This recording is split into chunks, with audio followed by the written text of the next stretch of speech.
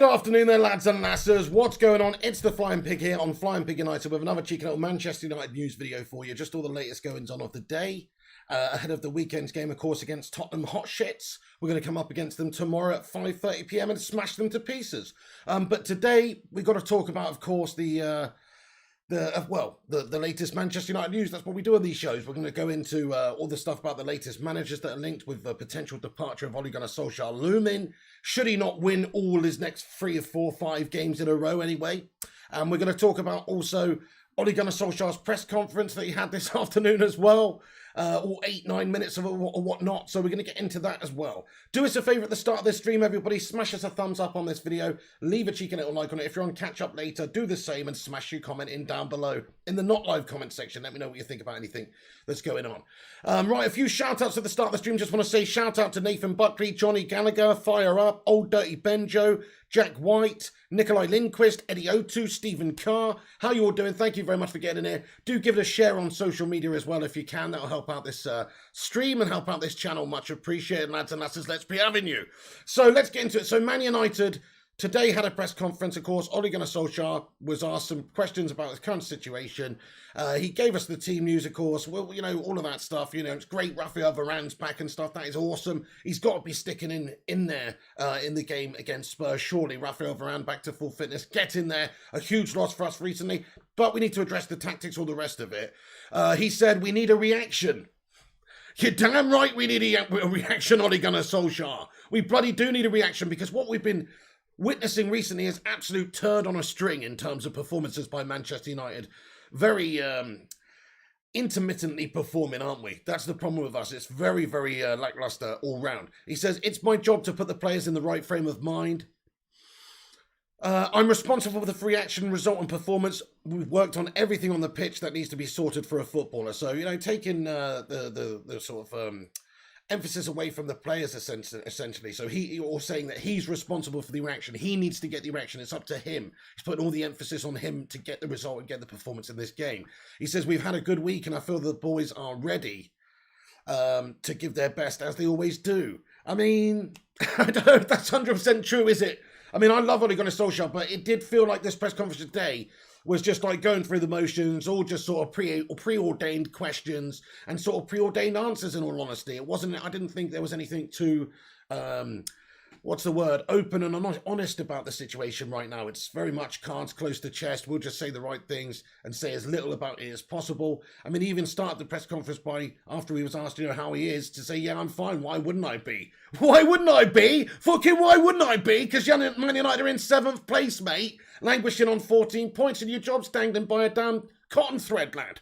So that is probably why, you know, things would be a bit dodgy. But just putting on a smile, putting on a face, you know, smile and wave and all that business. I mean, it's this situation. You know, he's got to stay strong, obviously, ahead of the team going to and play Spurs away from home. It's a tough game, this one. We need to get the win. Nothing short but a win would do anything for us this season, apart from put us into mid-table. So we need to avoid that. We have to go to I was going to say White Hart Lane, but Tottenham Hotshite Stadium, and we have to get the win, which is not an easy ask right now, on the back of the last sort of 5 games, when you look at how we've performed, or how I should say how we haven't performed. So I do think that, you know, Solskjaer's in the mud. Let's be honest. He's going to get the sack sooner or later, unless he wins all the next remaining games before the international break, and probably most of them when he gets back also, which I just don't see happening right now, based on the way we're playing, the tactics that we're seeing out there on the pitch, the player performances, and the results and how we're going about it. Unless he does do a radical change, like we said, I don't see how there is going to be that miracle turnaround that he's hoping for, and that I'm hoping for too, but I don't see how it happens. But anyway, he said, I'm responsible for the reaction, result and performance. We've worked on everything on the pitch that needs to be sorted for a footballer. We've had a good week and I feel the boys are ready to give their best. Nothing went to plan against Liverpool, and that was nowhere near our best. We can't accept when lies are being made up. So this was in regards to, he said, we had a commercial day and Sir Alex came to do some commercial stuff. I met and spoke to him for a brief moment. He was there with Cristiano. So when there was that whole talk about Ferguson being at the training ground to decide and talk about the future of Ole, apparently that's not the case. He says, I've been through some very bad moments here as a player. When I've been a coach and a manager, I've had to deal with setbacks. There's probably been 2 or 3 crises at least since I became the manager here. One thing I can say is that I always give it a shot and fight back. You know, in all fairness, when his back's been against the wall previously, he has managed to somehow turn it around and get this team to deliver when it has mattered most. But unfortunately for him, I think the odds are just too stacked against him right now because of the fixtures that we have. The level of the opponents we're playing. Tottenham away, we have City and Atalanta in the few games. I think those games are going to seal his fate, guys. But anyway, he said, one thing I will say, I always give it a shot and fight back. And in regards to Pogba being unavailable, he said we expect to be criticised because hands up the performance against Liverpool wasn't good enough. You can expect to hear it from right, left and centre. He says we can't accept the lies that are being made up. And Paul came to me and told me that he had put out the social media account. So just in regards to the press lying or the Sun or the scum, whatever you want to call them, making up the story that Pogba had ignored Solskjaer after the game and completely pied him off. That was all bollocks. He says we can't accept the lies. We're better than that as a group. The culture's better. The environment's better. When it's blatant lies, they have to stand up and say so. So, I mean, to be fair, and also Harry Maguire's come out and done an interview and basically just stood by the manager, said, we've let the manager down, we've let the fans down and the club down. Yeah, it's all well and good, you know, saying that, but you've got to stop letting us down. He's the captain of Manchester United, shouldn't be the captain of Manchester United, but he is. And if he gets selected in the team tomorrow, I'm going to be pissed off, to be honest. Even if he is our captain. And he will do. He fucking will do. Solskjaer will put him in there. And he is our captain. And he might have a decent game, but it doesn't mean he deserves to be starting based on damn form.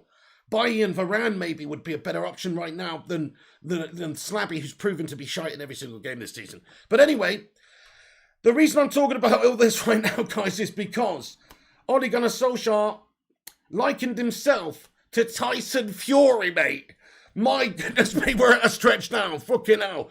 Schmeigel is maybe a more likely comparison. Let's be fair now. But anyway, he said this.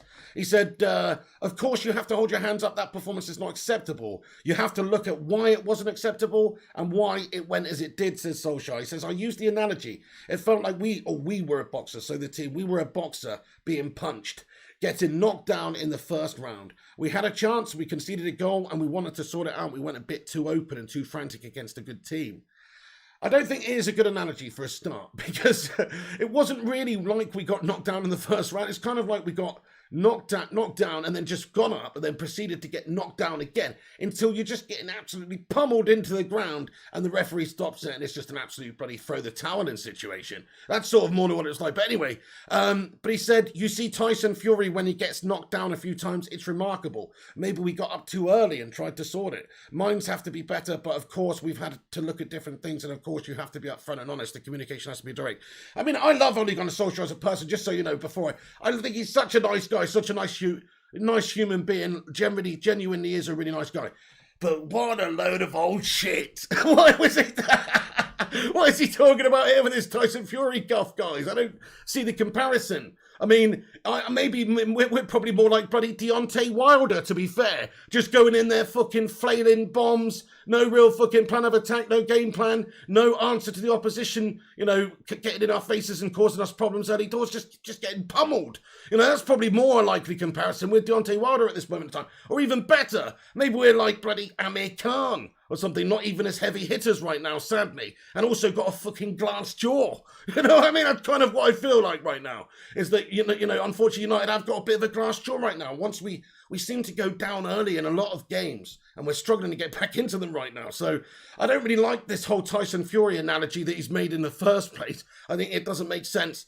But I see what he's trying to say. Look, he's trying to say, look, I get knocked down, but I get up again. You're never going to keep me down. That's basically what he's saying here. But end of the day, only the results will not keep him down. If we go to White Hart Lane or Tottenham Hot Shit Stadium and we don't get the result, then that's going to keep him down. If he doesn't get the win against Man City, which right now is a tough ask, that's going to keep him down. So he's got to get all the results in the next few games, and it's probably not going to happen. But anyway, there you go. So I just wanted to mention that about the Tyson Fury analogy, because it was a bit of a joke. It was a bit of a shambles analogy, don't you reckon, guys? Anyway, let's just see how you guys reacted to it, because I'm going to get in the live chat for a couple of minutes before I get on to the next point.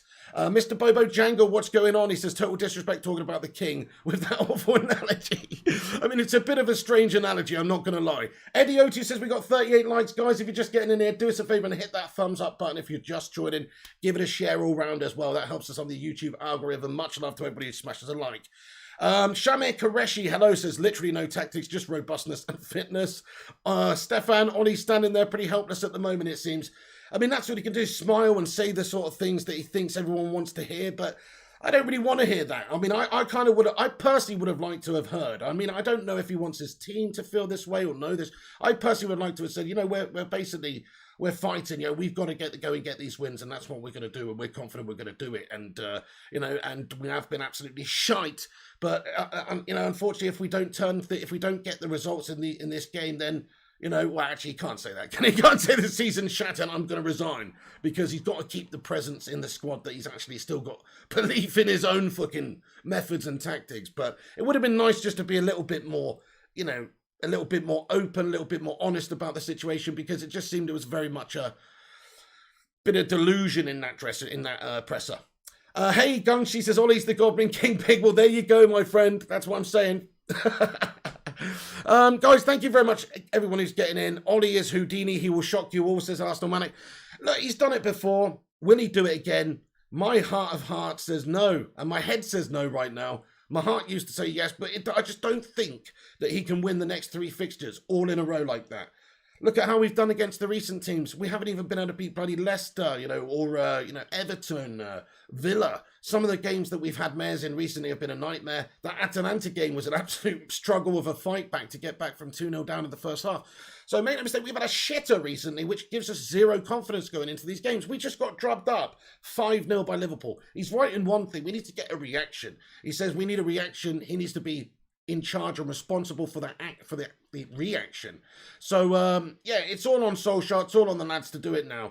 They have to go to Spurs, and they've got to batter them, really. We want to see something special. And like I said it before, Ole Gunnar Solskjaer needs to change all of his current system, in my opinion, to show some sort of willing and understanding that what he's done so far doesn't work. Maybe this will benefit him that we're away from home, because he doesn't have to go as gung-ho. He doesn't have the emphasis to be the main attacking team. Maybe Nuno and Spurs, they've not had the best start to the season. They're desperate to pick up points too, so you think they'd be coming at us. But in my opinion, Solskjaer's tactics, they have to change from the previous weeks. We don't want to see Fred and McTominay in the centre of the park. We don't want to see the 4-2-3-1. I don't want to see Maguire starting, personally, although I'm sure that he bloody will. I don't want to see him starting. So we'll see what Solskjaer can do. In Ollie we trust, says Todd Campwell. Ollie all out of luck, says the big guy.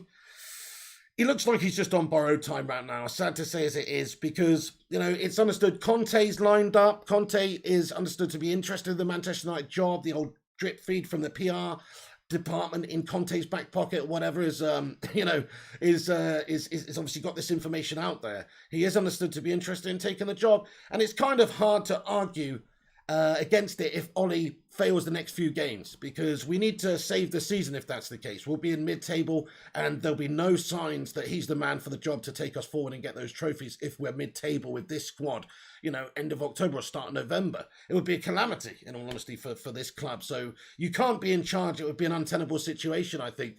And if he wasn't sacked, then he should probably resign if he's bloody mid-table come the international break here in November, to be fair, which is just too far behind for a club like United. But Conte's lined up. I mean, if we have a look at what Conte's won, right? So Antonio Conte's record, we got Conte. Brendan Rodgers is supposed to be interested. He was actually asked about the job, and he said, my focus is always here at Leicester and developing the football club and challenging for honours. The directors, staff and players all have the same vision. I'm sure the supporters are probably tired of it. At Leicester, there will always be a link. So it seems like he's sort of saying the right things, obviously, to stay at Leicester there. Whether an offer came in from Manchester United would change that, I'm pretty sure it would. But Leicester's still a big club, still trying to, get into the Champions League and challenge for things. They won an FA Cup. He won an FA Cup with them, right? So this is what Antonio Conte's won in his career. He's won an English championship with Chelsea in 16-17, the FA Cup the following year with them. 4 Italian leagues with Juventus in 12, 13 and 14, and Inter just this year gone. And 2 Italian Super Cups with Juventus back in the day.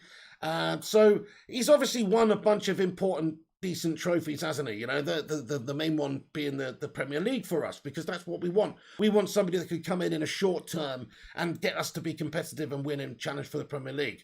Thing is with Conte, though, is he's a bloody boring defensive melt. And so we've always gone on about this. Is it a big problem for us right now, though, to have somebody who stabilises the club and gets us winning games again? No, it's not a bad thing, but it's just not great in keeping with the ethos and the future of this football club. In a couple of years' time, we could be in a worse off situation, I think. But hey, look, for now, if that's the best of the available managers, I could see it being the case. I don't want Brendan Rodgers. I mean, I look at Brendan Rodgers' accolades. He did win the FA Cup with Leicester, but other than that, he's just won a couple of Scottish championships with Celtic. I mean, they're expected to do that. 2 Scottish Cups, 3 Scottish League Cup winners, and 1 Super Cup with Leicester as well. English Super Cup, I should say, with Leicester as well. Which, what's that? The Champions League? I don't even know. Anyway, yeah, I guess that's the Champions League these days. Sorry, Champions, Charity Shield, I mean. Sorry, the Community Shield. That's what I meant to say. Fucking getting all my cups and leagues and stuff mixed up here. The Community Shield. So, it's not like he's proven to go on and win Manchester United anything anyway. I don't want either of these managers, in all honesty, guys. That's how I feel about it. I know. Who do you want, guys? Get it in the live chat. Out of all the available managers, should Solskjaer fail, who do you want and why? Why do you want them? Conte would make us a defensive melt team, in my opinion. We've got wingers galore at Manchester United, unless he's prepared to play with like a 4-3-3, which, I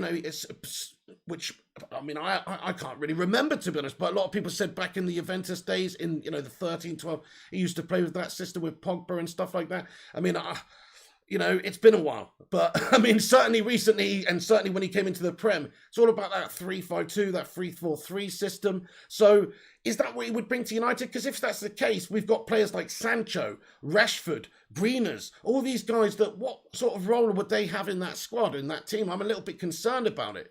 So I don't think he's sort of the right fit for the players we've currently got either. I don't think he's the right fit for the ethos of Manchester United and how we should be going about our style playing football. We should be about winning games, but we should also be about playing nice football. So there you go. Those are the 2 candidates right now, but Conte is supposedly, very interested in the job, essentially lined up if Ole Gunnar Solskjaer gets sacked at the start of the international break. That's what's going on. Hey, thank you very much, everybody who's in here. We got 132 legends in here, almost at 100 likes. Hit the thumbs up if you're joining, and also get your thoughts and opinions in. I'll be dipping into the live chat in and out to hear your thoughts and opinions on it. We got a €5 super chat from Jonathan Gallagher, lad. Get in there, my son. He says, people forgot Conte's second season at Chelsea. He's also proven guilty to match fixing.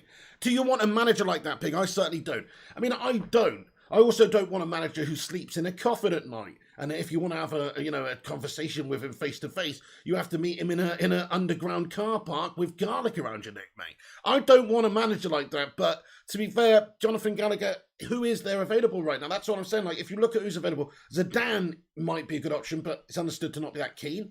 You got then Ten Hag over at Ajax. Yeah, okay, good style and everything, but it's a big step up coming to manage Manchester United and get us performing these stars in this team right now, in my humble opinion. And then you've got Conte, who is proven in the short term to do some damage, to be able to come in and when I say damage, I mean that in a good way, to be able to come in and win stuff in the short term. He did that at Chelsea. But like you said, I mean, there's some allegations, or you're saying it's been proven, fair play. I mean, about match fixing and corruption and things like that. I just don't think he's the right sort of personality for United either. I know that shouldn't necessarily be the main thing. Sometimes, listen, my brother sent me a message the other day and he said, you know what? I won't say the word, but it's the word that spells out "see you next Tuesday." He said, "You know what? United need a see you next Tuesday." He said, "Ollie's too freaking nice, mate. He is. Sometimes you just need somebody to just come in there and just bark orders and command respect and just be a complete see you next Tuesday." You know what I mean? In a way. So I can sort of see the argument for having somebody like that to come in and just get the best out of them right now. And Ollie's management, is it maybe too nice? Is it maybe too round the shoulder, too friendly? Maybe there's not enough of that discipline or that respect there or that fear. Sometimes it's good to have fear. You think about Alex Ferguson and how he used to sort of command respect and, Giggsy and Sharpie having parties and, Fergie's knocking at the damn door on a Friday night, lads, fucking sorting them right out, giving them a clip round the fucking ear, outside of the training ground and all the rest of it, So, disciplinarians, people who are seriously, prepared to go to sort of battle with some of these big personalities in a dressing room like that. I think Conte, to be fair to him, he is that sort of man. That's right, Starlord, he says Conte, a.k.a. Conte. Precisely. Well, that's his name anyway. He's a proper cunt. That's his name, Antonio Conte, you know. Jonathan Gallagher, thank you so much for that. Let's get some watermelon sugars in there for Jonathan Gallagher super chat. Thank you very much, dude. Palash Vadnir, he says Brendan Rodgers over Ollie any day. I don't like the Brendan Rodgers link because if you're going to go with somebody, I'd rather go with somebody who's proven to win the major stuff. He's not proven to win anything major apart from in the Scottish League and the English FA Cup, which is decent. But, you know, also the last couple of seasons, his squad's capable of winning the FA Cup. His squad's really good squad over the last couple of seasons. But I make the point again that United and Ollie did finish above him the last 2 seasons. Ollie managed to get United to have qualification in the Champions League 2 seasons running. Brendan Rodgers failed both the last 2 seasons. So it's like, in a way, if you're actually going on where they finished with their squad, and Leicester did have a good squad.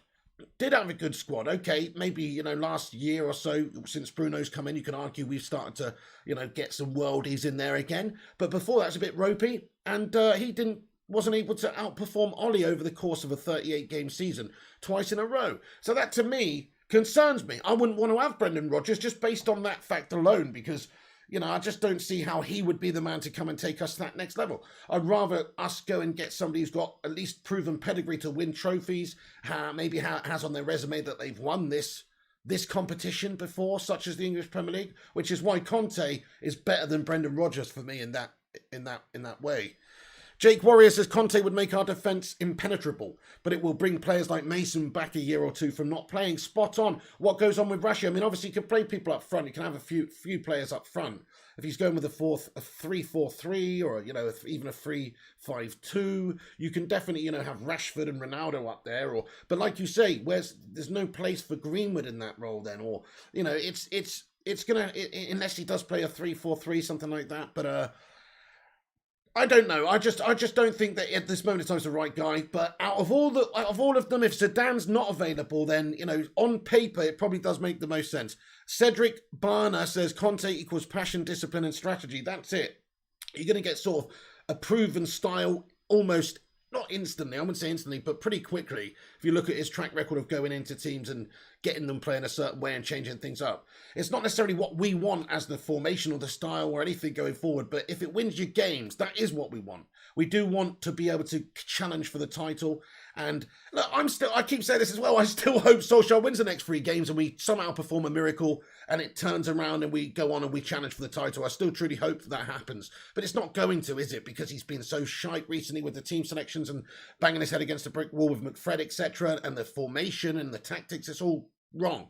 So I'm convinced that we're going to be able to do that over the next three games, and he'll probably end up getting the sack and the boot around international break time. That's just how I'm calling it, guys.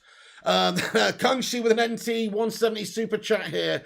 Thank you, boss. He comes and says, we can't just ignore experienced managers because Jose and LVG failed. They just weren't the right fit. Everyone is different. Very, very good point. I mean, very good point. It's a good point. Yeah, I mean, it's what do you want? What's surely the only thing worse than than that is an inexperienced manager. You don't want an inexperienced manager. I mean, that's what we've got in Ole Gunnar Solskjaer, to be fair. And for an inexperienced manager, I still maintain that the last 2 seasons done pretty well, getting us to a European final and the second place finish and the third place before stabilised us in the Champions League in terms of qualifying for it, not actually getting out the fucking group, but in terms of qualifying for it. So he didn't do bad. I still maintain he's done well for what he had to do from the start to the end of last season. I still maintain that he did well. But this year, unfortunately, it's not the case. And he was an inexperienced manager. You've got to go with somebody who's got the other end of the spectrum again. Jose Mark II is what I was saying about Antonio Conte the other day, and it's damn true. He is like Jose Mark II. He's almost like a Poundland version of Jose Mourinho, to be honest, because he's got nowhere near the CV and the record and the titles that Jose does. But in recent years, he's proven that he's got a good style in terms of being effective to win games and being defensive and making it hard to beat, and of course, and having the effect in the short term, going to different clubs and having success. So you've got to respect what he's done. You have to respect what he's done. And then in terms of experience, that's what we want. Luis Enrique's another manager that there's been linked. There's a couple of others, isn't there? I mean, Brendan has that Premier League experience, but like I say, he finished below Ollie last 2 seasons. Shouldn't be in the running for manager, in my humble opinion. Plus, he's an ex-Liverpool scummer. We're just going to paper over that. He's managed Liverpool in the last decade. Piss off. You can't be Man United manager. That should just be the rule. Anyway, Kungshi, thank you very much for that. I appreciate it. Let's get some saw emojis in there for Kungers. 176 you in here. Keep having your say, guys. Get your thoughts and opinions in. Love these interactive shows. We've also got a match preview coming later on the channel hosted by Mr. Eddie Goto. So make sure you tune in for that about 8 p.m.-ish. But we're on here for a good while anyway. Going to be debating this. I've just got a bit more news and stuff to get into. Hey, 21 pieces. Pig, be honest, Ollie has not one tactic lag. You have to admit that. I mean, I can't admit that. He doesn't have not one tactic. I mean, I wouldn't say that. I would say maybe his tactics aren't up to scratch. Maybe his offensive tactics are definitely lacking.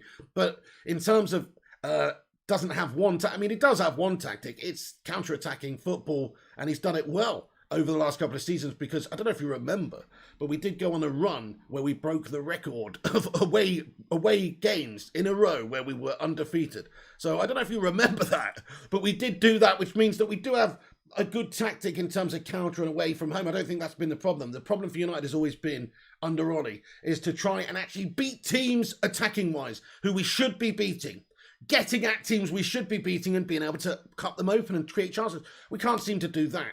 But actually, he does have one tactic. That's the problem, though. Very one-dimensional. He's got two. He's got another tactic as well. The 4-2-3-1 with McTominay in front of there. Unfortunately, that tactic is shit. But he does have a tactic. Nikolai Lindquist, how you doing tonight, mate? Joel Harrison, he says, is everyone forgetting how well Brighton's manager has done? Yeah, no, it's a fair point. With him, though, it's difficult to go from that level to managing a huge club like Manchester United, in all honesty. Even though the style's good, even though obviously there's a certain acumen and development that's clearly taking place there at Brighton under his management, it's a big, big step up to go to a club like Manchester United. So I just don't see us being linked with him being realistic. You got to go with a big name now. United on the back of Ollie. You don't go with the same sort of thing now. You got to go with a big, big name. You got to go with somebody who does have that pedigree of winning some things. So, like I said it before, by the way, guys, that person isn't available. Like, the actual correct person for us to get in is not available. Out of the current crop, it's blatantly Zidane who would be the right pick for Manchester United. And that is a punt in the sense that he hasn't done anything anywhere else in any other leagues. He's only done it for Real Madrid, but he's proven there that he was obviously very, very good. But he still doesn't really fill you with any confidence that going into the Prem and getting this team to challenge City and Liverpool, all those guys, that he'd be able to do it, to be honest. But out of all of them, that's who I'd pick. That's who I would most want. But the other guys, none of them fit well. We don't have the right candidate available right now at this moment in time. There's no Nagelsmann who's free. There's no Pep or Kloppy or those type of twats around. So, it's Manchester United just have to go with slim pickings, really. And out of the current crop, the most realistic, the most likely with the bookmakers is Antonio Conte. Something like 2-1 with most bookmakers, 3-1. Whereas Zidane's a bit longer and Brendan Rodgers a bit longer. At this moment in time, Conte is the favourite to take over the job, which for me is kind of a bit sad. It's sad, in my opinion, because it doesn't fit with what we're trying to do. And it's just because that's who's available right now, pretty much. That's who's available. So, yeah, in the short term, it'd be decent. Arsenal Manic says Ten Hag. I'd probably rather that, in all honesty, as well. At least that's like a project thing. At least like that's a long-term project. You can also hope that the stylistically it would be much more in keeping with Manchester United playing some sort of Dutch total football style would be sweet. That's sort of what we want at United, But so yeah, I mean, Ten Hag is a better stylistic fit for Manchester United as well, definitely. Hey, G-Wolf United Gaming. Oh, he says, Rose or Ten Hag is the two I want at United, says G-Wolf United Gaming. Oh, fair play to you. Well, yeah, I mean, it would definitely be a decent stylistic manager for us, I think, whereas the other options are a bit too negative. Sin Game says, Ollie could do the same as Conte, just go 5 at the back and bust out 1-0 wins. Yeah, I've always said this as well, Sin Games. When he has those opportunities in games where we are away and we're heavily need to, rotate the team or something because of an injury issue, like when he went to PSG and we played that system with Twanzebe at the back with Luke Shaw and stuff, like it, and the 3 at the back system, it really, really worked very well. I think he definitely hasn't utilised that enough at United. So I agree, but he's too stubborn, I think. I think he's too stubborn to go and do that over the next few games. I really do. I think he's too stubborn. I think what he should do is do something like that in the Spurs game. We are away from home. Set up with a 3-4-3 or a 3-5-2 or something like that. And just try and really hurt them with the pace on the counter and make it very compact. Because the problem is, we've been leaving a lot of space down the flanks. people getting pulled out of position, a lot of space in behind. The midfield often gets bypassed as well, and so we have just a lot of space for the opposition to play their football. If we made it more compact, have more players back there, dropping into a back five sometimes, with a three essentially in front as well, ready to break. Yeah, in those games where you're not the team that's on the front foot, the home team, you should definitely try and utilise that sort of tactic. So yeah, I don't see how it hurts to play that style. I'm not against playing that. I just think it shouldn't be United's go-to tactic. Our tactic should be with the players we've got, something along more the lines of, a 4-3-3 or some sort of attacking formation. The likes of Liverpool, how they go about it is you have to sort of try and emulate that sort of Scouse method, as gash as it is to say, because that is the sort of football that I want to see United play, an attacking football. And how do you get an attacking football where you set up with an attacking formation? But you need to obviously be disciplined. You need a good midfield. You need the midfielders to do their roles well, which is something that, to be fair, Liverpool and their coaches and stuff do get their players to do, because like the likes of Milner and Henderson, even though they're sort of limited players in that system, in that team, they do a role and a job very, very well. So Solskjaer does have players at his disposal that in a similar system could probably work really well. Even players like Fred in a different system, I think, could look a lot better in that sort of formation if he's given a defensive role in a 4-3-3 midfield. And then you've also got other disciplined players there who are prepared to do their bits, like Matic, and then Bruno, say, being the slightly more creative person, but he's a workhorse of a man. And then you've got a front three to rival anybody in Rashford, Ronaldo, and Sancho or Greenwood, etc. So there's no good excuse for United not to be an attacking set-up team. And I would rather a manager like Zidane or somebody that would be prepared to get Manchester United to do that, because Conte's not really going to do that for us, even though that would fit. Happy days to Zidane, my arse. He would shit himself coming to United. He said to United, he inherited a real team. Well, okay, bit harsh. I mean, this team at United, I think, individually is excellent. It's just missing a good midfield, a couple of midfielders, and it would be just as good as anybody, I think, in terms of well, okay, maybe a centre-back as well. Like, we've got Varane, he's top class, but I don't think anybody can say Harry Maguire's a top world-class centre-back based on this season. So, maybe there. But other than that, we have got a really good squad. If the right manager came in who could get them playing a certain way and had that right vision and was able to coach them to be able to do it, then why not? I don't see why not. I mean, people say, yeah, he's only proven at Real Madrid, which is true. And I think that I've got my reservations because of that, because he doesn't have a record. Even obviously Pep Guardiola after Barca went to Bayern, and he's gone to City, so they had some basis that he could do it after Barcelona, but he has to have the top teams, the top, so whatever.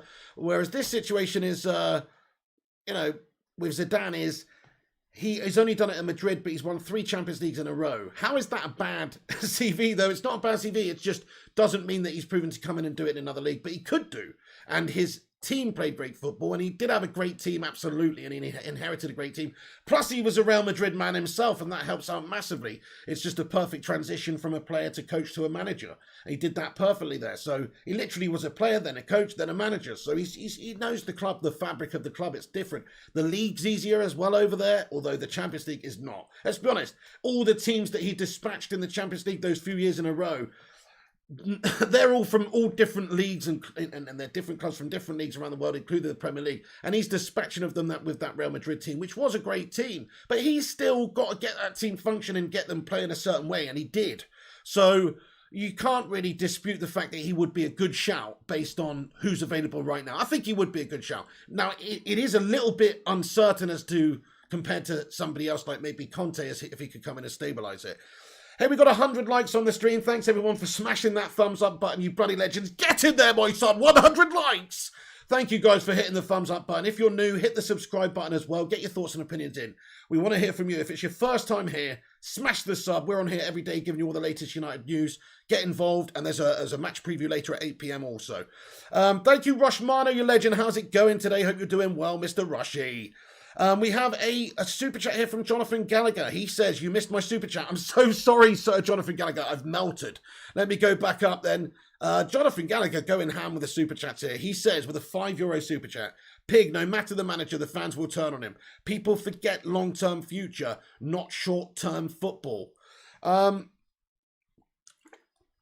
Okay, so what you're saying is people forget about the long-term future of United and they're just thinking about the short-term gains we can make in terms of stabilising the club and winning a couple of trophies in the now. Yeah, I can't really deny that. Because, look, it's the same when sort of Jose Mourinho came in, of course. It's a short-term fix, short-term manager, and you're trying to get instant results. In his case, he actually did get instant results that first season. But it took away from our ethos and the style. And where do we end up? In a worse place than we started in a lot of ways. Yeah, you're right though. You're right though, Jonathan Gallagher. Whichever manager gets this job at Manchester United, at some point they're going to have the fans wanting him out. That's just how it is, mate. You're right. Conte, if he came in and lost a few games, surely after a small amount of time, it would be Conte out again. That's just how it is, man. Yeah. I mean, the truth of the situation is, Solskjaer's last few performances have been rubbish. But if he'd have got us a trophy, the pressure wouldn't have been quite as much. But if he'd have also, not got us drugged up so bad in that Liverpool game, if it was just a 1-0, maybe got one or two of the results in other games, then obviously he wouldn't be in such hot water. But he didn't. And it's a results industry. So as much as his project might have been okay up until this point, or up until the start of the season anyway, you've got to perform when you have got the likes of Cristiano in your team and all these guys. So you're right, Jonathan Gallagher, but at some point you have to take a step back from being a big fan and a lover of Ole Gunnar, which is what I am too. I love him as a human being. I love him as a player. I love him as a manager, because of the last 2 years, he did progress us and build a decent squad and get rid of a lot of shit and bring in a lot of good players, and there were some famous victories along the way. It's been a fun couple of years up until the Europa League final, right? And then since then, it's not been fun. It's not been good. And unfortunately, he's only just shown himself in the last sort of month or so to have that a bit of inadequacy for me, where he's unwilling to change. I've always said it. It's fine to make mistakes as a manager. It's fine. It's always going to happen. It happens to the best of them. Alex Ferguson getting ripped up 6-1 against City or whatever happens to the best. You are going to make mistakes. Sometimes your team is not going to perform. Sometimes the opposition is just going to get it bang on with their tactics and their motivation and their feelings and everything going into the game. And sometimes you're just going to be second best. But it's about how you respond. It's about how you adapt and you learn from what you've done wrong. And that is where I've seen Solskjaer let everyone down and let me down in the last month. Because I wanted him to be the manager and be a success, but he's just shown those vulnerabilities there, which are stubbornness and unwilling to change. And I can't really get behind that unless he does do something to, miraculous, like change the style, go for it, get us performing, get us firing, and actually being able to create chances and have some sort of style about us. You can't support that level of mediocrity anymore. So as much as I love the guy, as much as I want him to be a success at United, it's almost got to the point where he's really unlikely that he's going to be a success at United. So why even persevere? That's the facts. Like he's got to win the next 3, otherwise he's sacked. So that's it. So why? It's not even too much point getting too invested in Solskjaer. Can he turn it around? I don't think. I mean, it wouldn't surprise me with the Glazers and stuff if they stuck with him a bit longer, even after the international break, depending, of course, on how he does in these games. But I imagine he's on borrowed time already, and the reason that they've not made the chop is because of who's available and because of the games that they would have to come in and play right at the start. City, Atalanta, Spurs. Nobody wants those first few games when you're just coming into a side trying to, hit the ground running. So that's what I think. Thank you very much for your super chat there, Mr. Jonathan Gallagher. Great point there. Great point. Appreciate you. Absolute legend. Thank you very much. G-Wolf United, mate. He comments. Where's your comment gone? He says, he missed mine too before. Oh, G-Wolf, are you serious? What have I done? Where is yours? G-Wolf United. I'm so sorry, mate. I can't actually see yours on there, but, if you could get your comment in there again, I'd appreciate it, G-Wolf. Sorry, my man. Gungshi with another super chat. He says, Don Piglioni, rumour has it Conte has been rushed to Manchester for a Halloween unveiling. P.S. You missed Jonathan's super chat. Oh, I'm so far behind chat, guys. Let me scroll down to the bottom. Gungshi, Antonio Conte rushed to Manchester for a Halloween unveiling. Makes sense because it's his favourite time of year. They can roll him out in the coffin after the Spurs game, you know what I'm saying? And once the daylight's gone, obviously, and then he'll be able to be unveiled. That's a really good shout, actually, Gungsha. I see what you've done there. Oh, Vincent Bullock. Hello, he says, Pig, we have given Ollie the fish. We have taught him how to fish, and still he's shit at fishing and can't fish. Vincent Bullock, that's a good one, to be fair, mate. You know, give a man a fish and he'll eat for a day. Teach a man to fish and he'll eat for a lifetime. What you're saying is, we've given Ollie the fish, we've taught him how to fish, and he's still shit at fishing and can't fish. That is frustrating. Vincent Bullock, I like that analogy, mate. K Slater 23's in here. Hello, he says, Pig, for me, it's lack of consistency. His results haven't been consistent, ability to consistently beat weaker teams. His style of play also isn't brave. He plays down to the competition. You're so absolutely right. We do play down levels to whoever we're coming up against, man. Seems to be the way, doesn't it? We're not brave enough or brazen enough to really stamp our mark and go for it against people. It's almost like, yes, we're that counter puncher. We're that Floyd Mayweather type, aren't we? It's a shame. Whereas what we want is just an absolute Mike Tyson killer. That's what we should be, going out there looking for the knockout blow early doors. So I agree, K Slater, and the lack of consistency there is what's cost him. It's going to cost him. And like you say, the weaker teams, that's where the problems have arose this season. You can, honestly, he could have easily lost this 5-0 to Liverpool, and it wouldn't have mattered a jot if we'd have won all of those other games we were supposed to win. Of course it would have fucking mattered to lose to Liverpool because we fucking hate them and it would have been the worst one ever. But you know what I'm saying? Like, in terms of his job security, it wouldn't have affected anything. You just got done on the day, just like Fergie did back in the day against City. You got done on the day. That is what happens. So, in my opinion, Solskjaer is his own worst enemy because he's been too unprepared and not being able to get the results in the lesser games. If we'd have lost to Liverpool, it wouldn't have mattered if we'd have won all those other ones, to be fair, for his job security. But because he didn't, it's just like an absolute kick in the bollocks. Finney McCrossan, lad, he says, we will smash Spurs tomorrow, but Ollie has reached his ceiling. I hope you're right, Finney McCrossan, I really do. And I also think you might be right about the ceiling thing, because when is the trophy coming? Where is the signs on the horizon that he's going to get us up there challenging for the league? It's his third season now. We're 8 points off the lead already with some really hard games coming. Yeah, Jonathan, don't take the bait, Mount. Don't take the bait, Jonathan Gallagher. What were we talking about before the stream, lad? K-Slater 23, what an absolute legend he is, by the way. We got 124 likes on the stream. Thank you, everyone, for hitting the like. Do get yourself involved. Hit the subscribe. I've got a few more things to get into quickly, guys, before I get on back into the live chat, though. So Solskjaer had that Tyson Fury analogy, but we're more like Amir Khan with that glass jaw at the moment, unfortunately. The Metro reporting that senior Man United players text Ed Woodward and Ole Gunnar Solskjaer to take responsibility for the embarrassing defeat to Liverpool and to express their support for the under-fire manager. So this is what's being reported. The senior Manchester United players, ESPN said that many senior players are still fully behind Solskjaer and contacted the manager and Manchester United exec vice chairman Ed Woodward on Monday to express their support. So, I don't know if that's legitimate, but, it seems like, I would imagine not everybody will be happy with the current setup and situation at the club with Ollie. If you're one of the ones that is falling by the wayside at the moment and it's not part of the plans, even one of the ones that is part of the plans but just doesn't have faith in the system, then I'm sure you're not going to be too happy. People like, Ronaldo must be pretty frustrated. It could be 5 games in a row that he hasn't scored in the league or something for the first time in his career since 2008 or 9 season. So he's going to be pretty frustrated with how things are going. Donny van der Beek can't get a bloody game, can he? He's not playing. Eric Bailly signed a new contract in the summer, not getting in there in amongst this shoddy defence. So there's got to be a bit of disdain in the dressing room from certain pockets of the dressing room, I think. But Harry Maguire had an interview and just said that the teammates are determined to repay our amazing fans following their unwavering support during a difficult last few matches. And he pretty much just backed the manager as well and said that it was the players and everybody that let the manager down.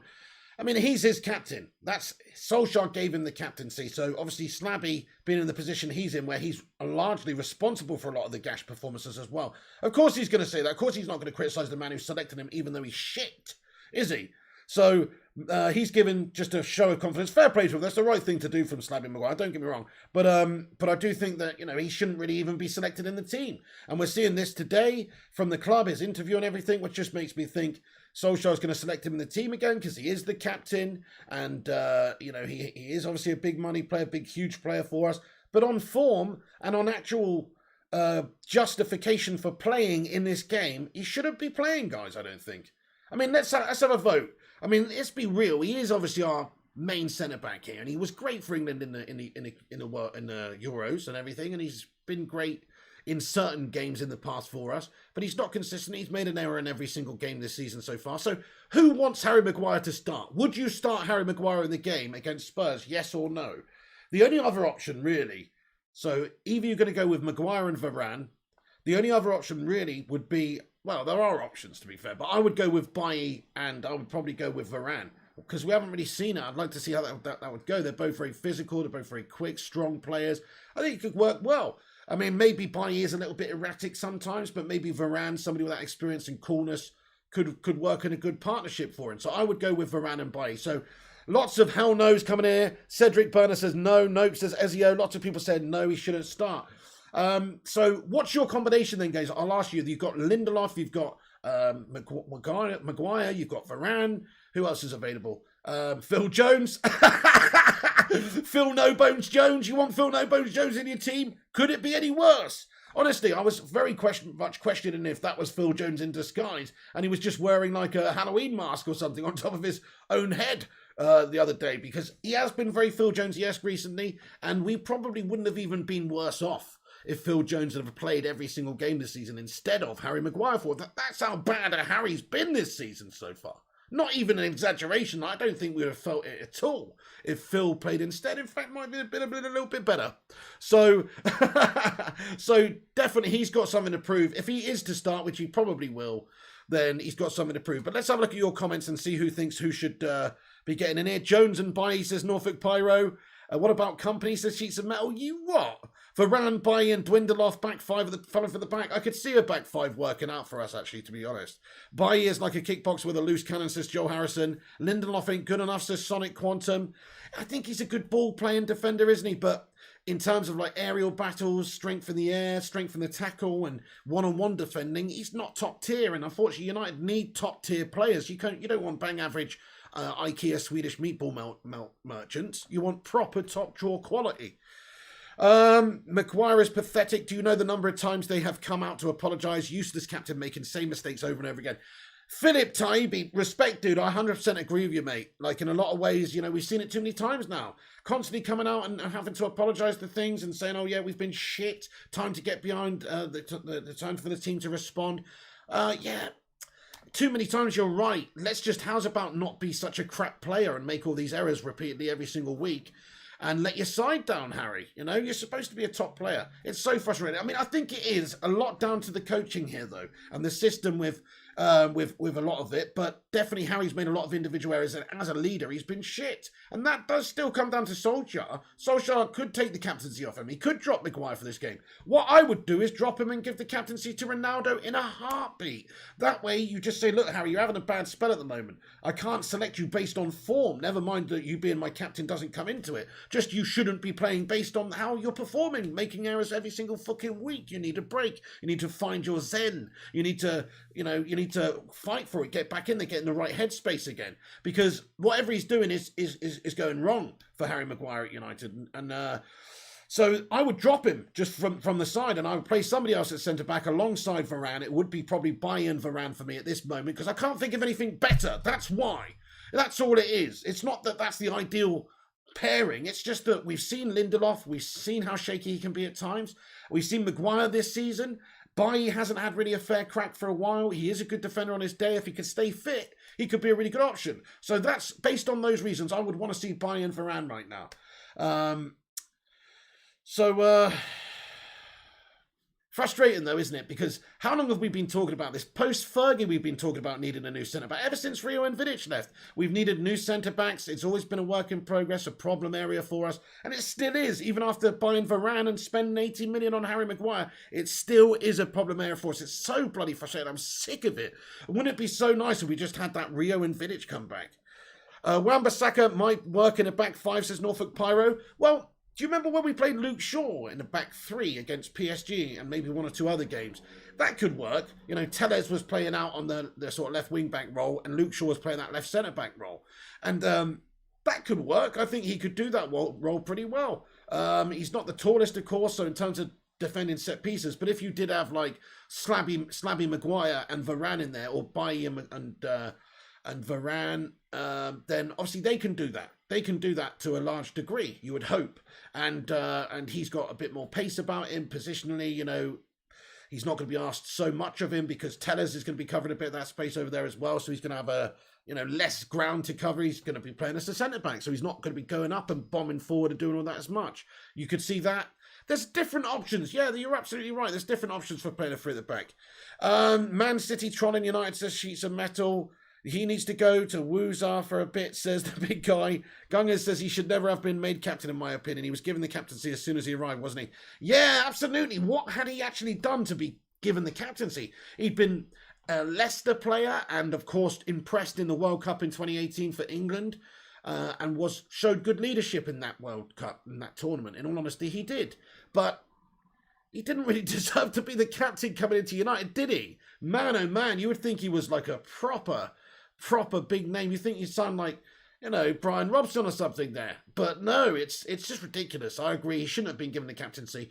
And because of when you've given it him, when you did as well, it just meant that Bruno missed out on it just by a few months because he came in Jan and then impressed and showed what a leader he was on the pitch. Now we've got Ronaldo in there and it's like, well, what do? You upset your captain and take the captaincy off of him. Or just go silent. Well, the brave thing to do and the correct thing to do from Solskjaer would be to drop him and take the captaincy from him. I truly believe that. But I don't think he will. This is another thing that pisses me off about Solskjaer. Is that's what I'm saying. Like, that's what my brother was saying in his text message he sent me the other day, saying about we need to get a proper see you next Tuesday as manager. Because Solskjaer is just a little bit too nice sometimes. First Class Gamer, hello mate, how you doing? He says Maguire was given the captaincy because he would play every game, costing £80 million. That's it, they're trying to get some sort of bloody value and justification for their money, aren't they? It's got to the point where it doesn't matter if you're paid £80 million or £8 million or anything, £800 million. It's not good enough for Manchester United, unfortunately. So, yeah, as much as you all, a lot of people, not you all, but a lot of people want to just blame Ollie and the system and the tactics. He has been playing like a rancid turd of a man this season so far. Literally every game, foolish positioning, foolish decision-making, not clearing it away, not defending convincingly, making errors in every single one. He's been rubbish. So, yeah, he's got to take a big look in the mirror and step up and just improve that big slab head out. He's got to improve that big slab head. M. Berglance 1334 says, we got a clueless, delusional Mickey Mouse as manager. Embarrassing, says M. Berglance 1334. Well, okay, I mean, in terms of what he's won, you can't say that he's a top tier manager compared to the likes of all the other big teams with the big fucking name managers they've got with the trophy cabinets, can you? But he's still done a good job last 2 seasons up to this point. It's just the argument I don't think is, I don't think the argument is, is he a good manager? I think he is a good manager. I think he's proven that by dispatching off Pep and getting a lot of some of the scalps in the games that he has done and getting us second last season. I think he's proven he's a good manager. It's just that we want a great manager who can win us trophies, and there's a lot of doubt about whether he's the man right now. And rightly so, to be fair. Ellie, thank you so much for the £2 super chat. She says, like and subscribe all. Welcome to everyone new. Ellie, thank you so much, you legend. Get in there. I hope you're doing well. Can we get a watermelon sugar high in the live chat for Ellie? Thank you very much, Ellie. Hope you're good. Shout out to Mr. Tay also. Ellie, she says, like and subscribe. Yes, do us a favour and hit that thumbs up button, guys. Let's see if we can get it to 150 likes. Also, hit the subscribe, like she says. If it's your first time here on the channel, then please do hit that subscribe button. It's free. We're on our way to 47,000 subscribers, so help us get there by smashing that subscribe button. There's also a wee little bell icon there. Kind of looks like Luis Suarez in the sense that it looks like a bell end. So go and click that. That'll give you a notification when we post and go live on this channel, which is every day. Sin Games, thank you so much, Ellie, by the way. I really appreciate you. Absolute long-time legend. Thank you very much for getting in. Sin Games says, I still wish the Greek threw away the key, says Sin Games. You wish he was serving time in Mykonos. Fair play to you. Well, yeah, it's a strange one, isn't it? Since that moment, I think, that's quite a symbolic time, actually. Since that moment, I think, he's not been as good. He's not been as good as he was in his career. I don't know what it is. Maybe he can't live up to the pressure being in the spotlight. That whole media. It must be a bit of strain, in all honesty, guys. I mean, people send me abuse just talking about Manchester United. Never mind being the actual guy responsible for making all the errors and having millions and millions and millions of followers. Like, he gets abused online and everywhere, and it must be fucking lay heavy on your heart, right? And lay heavy on your mind. When you're the captain and you're responsible going in there and one slip is just going to cause this wave of fucking negative energy coming at you every single time. That's what I think he can't deal with. I think it's a mental thing with Slabby Maguire. I think that in that big old breeze block of his, he can't handle the living up to the pressure of being Man United centre-back and wearing the armband. Maybe if you took the armband off him, he would perform a bit better and gave him a fucking children's swimming armband. P.S. is Chili Chanka. What's going on there, P.S.? Tony says Man United rules. Well, hopefully we will do again soon. Thank you. Always Got Raws says, yes, big man. Love the flying pig. Thank you. Always Got Raws. Much love, dude. Stephen Gerrard's in here. He says, when you signed... Actually, he says, mate, when you signed Slabhead, you not thought you was getting a Virgil van Dijk? What a fucking joke. You got robbed. Well, you know, sometimes you got to speculate to accumulate. And actually, I still maintain that at the time, he looked like he was going to be a really good player, looked like he was going to be a good player for us, based on what he'd done for Leicester and based on what he'd done for England. It was a decent purchase. It wasn't a good purchase for the money. No. Even at the time, it was way overpriced. Of course, we paid about 25 million extra just for the fact that he was English and just to stop Leicester from having him, to convince them to sell. So we did get bent over for that transfer, make no mistake. But I still maintain, at the time, it did actually make a lot of sense to sign him. Now, in hindsight, and hindsight's a fucking wonderful thing, guys. Everybody thinks they're a bloody genius when everything's already happened in the past. But hindsight's one thing. At the time, Harry Maguire was a good available English player who looked like he was going to have a big future for both club and country. And anybody who says otherwise, I think, is wrong. Yeah, his pace was always an issue. His slowness was always an issue, still even then. But he did have a really great, solid season for Leicester City and for England in the World Cup. Did great things. So I don't think you can really have any... say that we shouldn't have bought him. We definitely paid too much money for him, and it's just not worked out. It doesn't. That happens for a lot of players over the years at Manchester United. You sign they can be a good player. They can be a good player. They come to United, it just doesn't work out for whatever reason, whether it's Diogo Forlan or whoever. There's loads of players like that. Slabby's just another one. Pig Hole City wouldn't want him back, says Berber. It's a fair point, Burbs. I hear you. Definitely a fair point, Berber. Okay, you hope Maguire gets an injury again. I can't watch him, says in United. It would be nice to force Ollie's hand to take him out from the team. Give the captaincy Ronaldo and start somebody else at the back. Joel Harrison, can someone ask him what he thinks of Varane and McTominay, please? Thank you. I'm Scottish and watching for Scotland in centre-back, and it's very solid. Joel Harrison, sorry I missed your comment there, dude. Yes, Scotty McTominay at centre-back. I mean, he's not a centre-back, out and out, is he? He does do it for Scotland, though, and I've seen him in the Euros. He was pretty solid there, I thought. So, yeah, fair play. I mean, I wouldn't be against giving it a try. But, again, I don't know if that's our answer because he's not a centre-back. He's not a specialised out-and-out centre-back. But could it work? Maybe. But it's a big maybe. It's a big maybe. Now we're talking about changing him into a centre-back. I know he does play there for Scotland, but that's more out of necessity, the fact that Scotland really, really don't have the pool to choose from there, right? Because if you did have, Colin Hendry or fucking whoever, still or somebody at the back there these days, then you wouldn't have to play him there. You'd probably play him in the midfield role, I'd imagine, so he can sort of be that box-to-box marauder for you. So I think that's more out of the fact that you're just a weak in that position. But United are also weak in that position, so I see what you're saying. But we can't really shoehorn Scott McTominay into the centre-back position when Maguire's 80 mil, Lindo's, we've got specialist centre-backs, Bailly's there, all these guys. You can't do it. G Wolf United says, okay, he hasn't had it done to him then. The slab was still a Jose player, though. Jose wanted him. I think the deal was agreed prior to Ollie coming in. Oh, thank you, Rushmana. Let's take a look at this update real quick, dude. Thank you very much. We've got an update coming here from Mr. Rushmano. Where are you? Oh, here we go. So thank you very much. So this is quite interesting. Let's take a look at this. So Fabrizio Romano has come out with a bit of informazione just this afternoon. Anyway, he said, Solskjaer, oh no, it's just a quote from Solskjaer that I think I read earlier actually, but he said, the dressing room is together, we have an environment, loads of respect for each other. When you come in for criticism, you come into your trenches with your teammates. That's the reaction. So we need to be looking for a reaction from these guys. Let me scroll down to the bottom here. Okay. So, Brendan Rodgers, potential replacement, of course, for Manchester United. A lot of different outlets reporting this. ESPN, Mark Ogden reporting that Rodgers is a potential replacement for Ole Gunnar Solskjaer, with the club prepared to recruit a new manager from within the Premier League if Solskjaer is unable to inspire immediate upturn in results. Yep, absolutely. Covered that stuff earlier, guys. So, Brendan Rodgers is a big possibility for for the job. But as for the reasons we discussed earlier, I don't want him. I don't want him either, guys. I don't want him either. Okay, anyway, so everybody, thank you very much for getting it. Get your thoughts and opinions in. Smash the thumbs up on the video if you haven't done so. Leave a cheeky little like, that'd be much appreciated. Also, subscribe if it's your first time here. Get involved. I am going to get into the live comments now. Actually, hang on, just a couple of things. Crikey, I've got so many more articles that I've got lined up that I need to get into here. Then I haven't even freaking got onto it. It's been an hour. Bloody hell. Right, so these are the, Zidane, Conte, Brendan Rodgers, there's a Luis Enrique shout as well, Ten Hag. Those are about all the candidates that are being linked to Manchester United right now.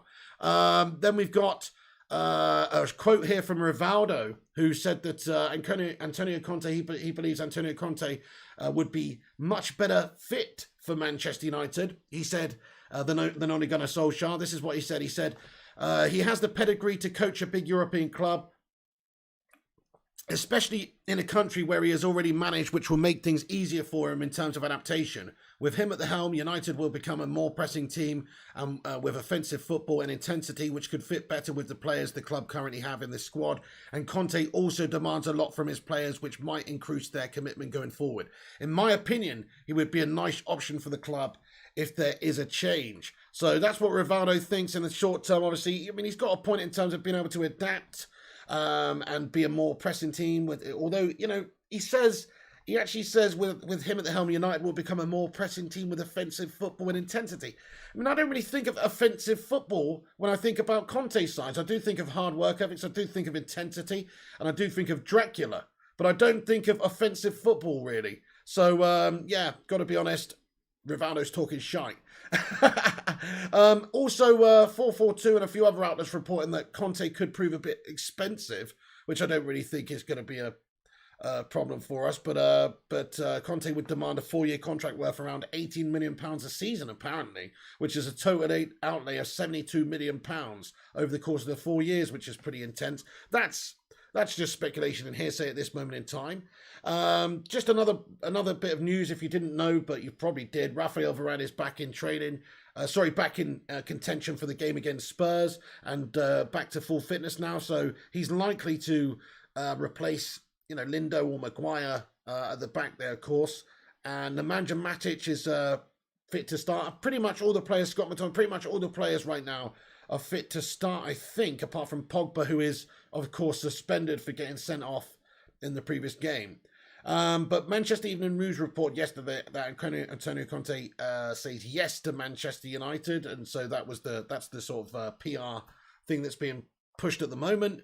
And then we had a couple of bits of news, good news now. Let's get a baby emoji in there. In fact, let's get 2 baby emojis in there. Ronaldo expected another set of twins with Georgina Rodriguez, so they announced it on Instagram yesterday, of course, with the baby photos that they're having twins. So he's already got 4 kids, hasn't he? So he's going to get 6. So he's got himself a 6-a-side team now. Fair play to him. Just thought that was really cool. Ronaldo having a couple of twins, gets in there. And also Ronaldo beats Lionel Messi to the most liked Instagram post ever by an athlete with the baby news eclipsing the PSG signing photo. So Ronaldo's taken the most liked photo ever off of Lionel Messi signing for PSG with this baby twins photo. So there you go. Beating Lionel at someone else as well. Right, okay, what's this that's come through here from Mr. Rashmana? Let's take a look at this. What's this? So, Manchester United, this is from the Telegraph. Thank you for the update. Just coming here. Man United are looking at alternatives to Solskjaer, buying themselves some time, and there has been contact with prominent agents who may have potential clients. However, the overriding hope remains that Solskjaer can turn it around. So there you go, guys. That's pretty much how it is at the moment. Anyway, I think that is probably the situation. I think United are still holding that outside hope that he can win the next few games and turn it around and be the man. But I think it is just an outside hope at the moment. And so what they're doing is behind the scenes, they're talking about who would be right for the job, and they're looking at alternatives, and they're just putting a few feelers out there. That is what I think is the current situation of behind the scenes there as well. So that's from Jay Burt from the Telegraph. Thank you very much, Rushy, for the update. Right, guys, I'm going to get into the live chat now, see your thoughts and opinions on anything we discussed in the vid. Do have your say now. I'm going to stick around here for a good few minutes and do a full-on question and answer thing. So if I haven't read your comments out yet because I've been speaking and waffling on, now's your chance. And once again, everybody, hit the like, hit the subscribe if you're new, and get involved. Hey, Big God Bob, what's going on? He says Zidane is the man. Out of the options, I wouldn't say no. Ellie says, Fergie, some of that fire. Fergie, son, how you doing? I haven't seen you for a little bit. I hope you're doing well, Fergie, son. And we've got the Cake Cadet in here too. He thinks Conte is shite. I'm in that camp as well with you, pal. With Zidane more tactically, says Fidan Kamenovsky. Zidane's great attacking team over at Real Madrid when he was there, winning a few Champions Leagues in a row, wasn't it? That's all we can really go on. That's all we've got to go on. But it was a pretty awesome team that he was left there, let's be fair. Thank you, Ellie. Sorry, just manager update. Oh, okay, yes. Sorry, yeah, I'm catching up the chat here. Nick Hill CR7 says Ronaldo took selfie with UCL trophy and Klopp was in the stadium. Pretty interesting. Aaron Homeyard, mate, thank you very much. Oh, I appreciate that one, Aaron. Nice one, mate. Oh, you're a boss lad. He says smash a like for Pig's previous stream here. Brilliant. I'll pin that to the top and send people there at the end of the vid. Good man, good man. Matthew Saloom, he says, hey Pig, enough love to you, bro. You're a legend. Thank you, Matthew, mate. Get in there, you top don. I love comments like that, mate. Who wouldn't? Thank you very much, Matthew Saloom, mate. They're better than the ones that say you're an absolute deluded twat, mate. So thank you very much. I'll take it, Matthew. Vincent says, come on, Piggy, I'd like to know your thoughts on Herrera being robbed. I mean, I don't really have any thoughts on it, Vincent Bullock, to be fair. I'm sorry to disappoint, mate. I mean, whatever he's been up to, didn't you tell me it was a prostitute or something robbed? Well, he shouldn't have been seeing a lady of the night then, should he, in that sort of scenario, mate? And putting himself in that danger, you know? I really don't know what's happened, though, Vincent, you know? To be honest, people getting robbed and stuff, it's too much. It's too much for me. I'll just focus on the football. You know what I'm saying? Ted Zavala says, what players will benefit with Conte in charge, says Ted Zavala.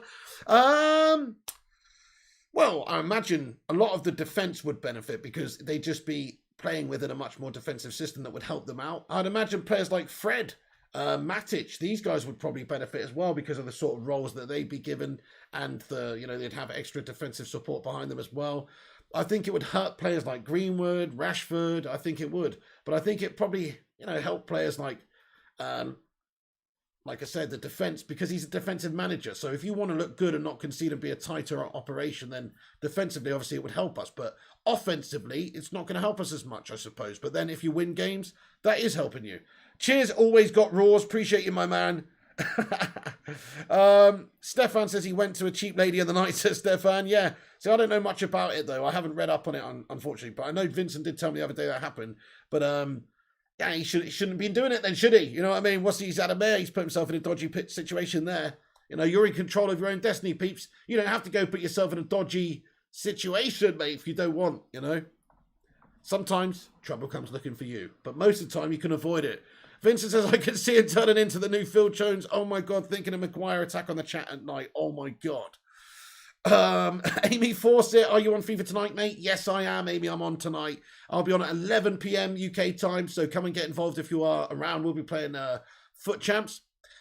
Yeah, P.S. Ollie doesn't even deserve to manage Man United's women's team. Get that baby-faced assassin out my car. P.S. What are you being sexist for, mate? Trying to say women's teams are not as good as a men's team, mate? No choices. Can United operate in a back three? If so, which of our wide players would be likely sacrificed? So which of our wide players would likely be sacrificed? I think it would be Greenwood. I think that he'd play with a two up top and like Ronaldo and Rashford, and he's going to be the sort of player that goes out wide and stuff. I guess it would be Greenwood who would be sacrificed out of this current Solskjaer team in terms of the attacking players. GTA on Halloween still? I'm thinking about it, Louis Batten. Yeah, I'm going to say yeah. I'm going to say yeah for now. That's coming. We're going to do a Halloween stream, guys. So we'll mix it up a little bit. Your club excuse you, says Jonathan Gallagher. I think you have an agenda against Marjorie, says Timmy T. Marjorie? I picked Brendan Rodgers because we get to play our wings. Yeah, fair enough. I mean, doesn't inspire me because of his recent history. Like, he hasn't won anything that impressive. He has won the FA Cup with Leicester, but finished below Ole Gunnar Solskjaer 2 seasons in a row. Fergie's son says Brenda wasn't good enough for Liverpool, but good enough for United. Fuck that. Exactly. Fergie's son, you've hit the nail on the head, lad. Fuck that for that very reason alone. You're spot on. Enfado23 says Conte played 3-4-3 at Chelsea, so we could use that with 3-4s. That's a fair point as well, Enfado23. I could see that being the best option for him. Yeah, we've talked about the fact that he could play the 4-3-3, and that, that would be the best option for him, I think. So you're right about that. Did you know Zinedine Zidane won his 8th managerial trophy before his 7th managerial defeat? Yes, I did, Nick Hill, and that is mad. That is quite unbelievable, isn't it, when you think about that? I mean, wow, what a record. Rushmano with a member comment, mate. Get in there. Highlighted member comment from Rushmano. Dude, 23 months, mate. Thank you so much. He says, I'll be amazed if we don't see a response versus Spurs. Yeah, I think so too. I think you're right. I think you're going to see an absolute explosion of penetration versus the Spuds. I hope so at the very least anyway. Rushmano, mate, thank you so much for being a member for 23 months on this channel. That's nearly 2 years, dude, that you've been supporting this channel with your membership. Thank you so much, Rushmano. You're an absolute hero. You're an absolute hero, and thanks for always helping me out with all the updates and stuff. What a legend. Thank you very much, Rushmano. Let's get a love heart in the live chat for Rushy, baby, because that is big. 23 months a legend. Thank you very much, Rushy. Tony, this shit again. So, Tony Martial, oh no, you're talking about somebody else. Tony Martial's back fit, by the way. I don't think he'll feature there, maybe off the bench. Yeah, I read your comment yesterday, Vincent Bullock. Timmy T, I think you have an agenda against Harry Maguire, says Timmy T. Yeah, you're right, I do. I don't like breeze blocks, mate, as my centre-backs. You're right, sorry. I fucking hate having a breeze block at centre-back. You're right about that, you know, I do. I've got agenda. I've got a personal issue with breeze blocks. No, it's not got an agenda. The only thing I have against Harry Maguire is that he's representing United and he's our captain, and he's shit. He's shit. That is the fucking agenda that I have against him, is that he's our captain, he's representing Manchester United, and he's shit. That's all I've got against him. He seems like a perfectly nice guy. In fact, I'd really like to go out on the piss with him in Mykonos and have a good night out. Seems like a good fucking guy. But managing, being the leader at Manchester United at the back, no. He's not up to the task, I'm afraid, mate. I'm afraid. Slabbers has been shite lately. Exactly, no toes, this whole season. So, anyway, guys, Kingface, what are you getting in here talking about non-football related stuff? Mate, I'm going to remove that. It's nonsense. Anyway, no, you're right, though. But anyway, it's not for this live chat. We're going to wrap this video up here, guys. But in just a little over an hour, there's going to be a full-on, in-depth preview here from Mr. Eddie O2 and a couple of other legends as well of the community who are going to come on and debate the situation with Ollie, debate, you know, the reaction to the recent form and everything, and also properly preview the Spurs game tomorrow. So everybody do come back for that. That'll be on at 8 p.m. Get involved with that, guys, and do come back and have your say. And let us know what you think in the live chat for that one. It's pinned to the top of the live chat, actually, guys. So if you just click that link, let me just check it. It should take you there. It's not worked on my end, but let me try it here. Should take you over to the stream. There it is. It's a preview. Go over there once this video is finished and smash a pre-game like on that stream. That'll help us out. And subscribe and set your notification bell so that you get notification when it goes live also. Nice one, First Class Gamer. Going to have a nap. Get in there, my son. Thank you very much for joining us today. Arsenal level pegging. You must be a bit happier recently with your, your form. Rushmano, thank you very much for the £5 super chat. He says, Pig, I have a new Ronaldo shirt for the BB as a giveaway. We'll leave it to you, Pig, how and if you want to do it. Hey, get in there, Rushmano, you don. Mate, that is sick. Rushmano, thank you so much for that. That's awesome, man. Well, we'll do a proper awesome giveaway for that one then, Rushmano. I'll have a little think. Legend. What an absolute legend. What size is it, Rushy? You're an absolute bloody hero, Rushmano. Thank you so much. Guys, hear that? So Rushmano's got us we've got a Ronaldo shirt to do with some sort of giveaway. I'll have a chat with him. We'll figure something out and we'll do a giveaway at some point for that. Nice one, Rushy, dude. That's sick. Quality, mate. Size L, mate. Get in there. Hopefully not an omen. Do you know what I mean? Shame it's not size W. Anyway, we're going to wrap this vid up. Like I say, there's another preview show coming a bit later on at 8 p.m. So come back at 8 p.m. Please do show your support for those shows as well. Because obviously I'm not on them. I'm trying to get varied content on the channel. Just get a couple of other people involved. Just for a bit of different opinion, you know. Because you always hear my opinion every single fucking day. And, it's good to hear some other people's opinions and stuff. And also, if you guys out there are interested, any of you in, being on the show in the future, do contact me on social media and let me know. If you've got decent internet connection, decent camera, you're passionate about United, you'd like to come on and have a say, and I know you a little bit as well, not if you're just a complete randomer, but if I know you a little bit as well, then, come and let me know, we get you involved. Don't spam Tony Yamal. Oh, no, there you go, you're going down a timeout town. Right, guys, that's the end of the stream for me. Thanks for tuning in. Everybody, leave a like before you go. That's the latest situation. Conte or Rodgers seem to be like the most likely could be lined up if Solskjaer fails over the next few games. Solskjaer's press conference was a little bit of a joke, to be honest, but there you go. Comparing himself and the team to Tyson Fury, where we're more like Deontay Wilder, to be fair, flailing with no plan right now. Or we're like a glass jaw Amir Khan. So that is the situation. We need to turn it around. We need to turn into Mike Tyson for this game against Spurs and turn into Muhammad Ali for the game against Man City. That's what we need to do. Right, guys, I'll see you later. Thank you so much for tuning in. Smash the like before you go. Follow us on social media as well at Flying Pig United on Instagram, Facebook, and Twitter. Also, the website, unitedflyinghigh.com. And also, you see the top of the live chat, there is a link to the preview show at 8 p.m. So click that link now at the end of this stream. That'll take you over there and smash a pre-game like on it. Thank you very much. Rushmano, you're a Don. Thank you so much for that as well. And the super chat there and the shirt giveaway thing. You're amazing. Aaron Homeyard, the Vutinator, Gungshi, all the mods, all the legends, Ellie, of course, and every single one of you, Peter Coveney, Stefan. Thanks for watching the stream. Thanks for being a part of it. You can come back after it's finished and get your thoughts and opinions and comments in down below in the not live comments about anything we've discussed. Who do you want to be manager? Come back and have your say. It doesn't have to end there.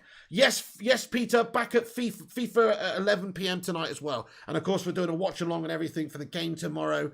So come back, watch the watch along with us against Spurs. But we'll be doing FIFA tonight at 11 p.m.ish. So tune in for that. Nick Hill 7, thank you. Stefan, Peter Coveney, Gandhi, Gungshi, Illy United, Rushy, Vutinator, Aaron, and everybody else. Have a great night. This is The Pig. Catch you in a bit. Keep a lookout for that 8 p.m. show shortly. And the lads will see you in a bit for a bit of preview chat. Catch you later, guys. This is The Pig. Come on, United. And when the sea goes, for the sea troll.